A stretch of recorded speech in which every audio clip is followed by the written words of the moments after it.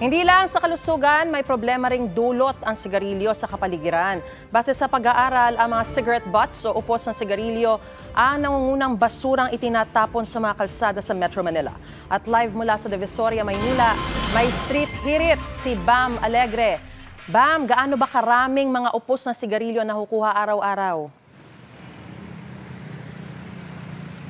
Maris, good morning. Sariling basura, sariling ligpit sana. Pero ayon nga sa datos ng MMDA, mas marami pa rin daw yung nagtatapon sa lansangan ng kung ano-ano at kung saan-saan. Narito ang street hirit.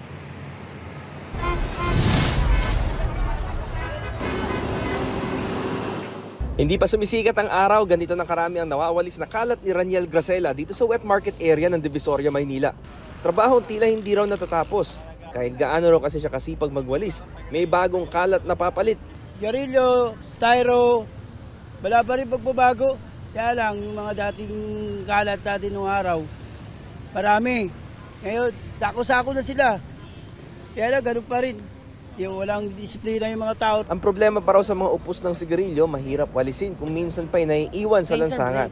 Ang inirereklamo ni Raniel na mga upos ng sigarilyo, siya rin lumabas sa pag-aaral ng MMDA na pangunahing itinatapon sa mga lansangan ng Metro Manila. Ayon sa Anti-Littering Apprehension Report ng MMDA noong 2023, 12,917 na mga individual ang nahuling nagtatapon ng upos ng sigarilyo sa mga kalsada. Sumunod dito ang papel na may 1,524 na mga individual na nahuling nagtapon. Number 3 naman ang balat ng candy kung saan 1,343 na mga individual ang nahuling nagtapon.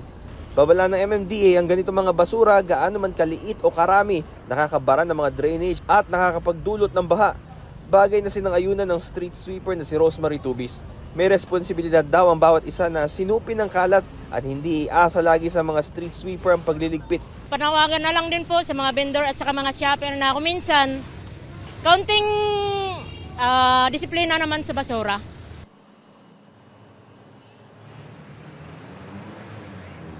Maris, ayon sa anti-littering law, kapag mahuli na nagtatapon ng basura sa lansangan, posible magkaroon ng multa mula 500 hanggang 1,000 pesos at community service. Ito ang street hirit mula rito sa Divisoria sa Maynila. Bam Alegre para sa GMA Integrated News.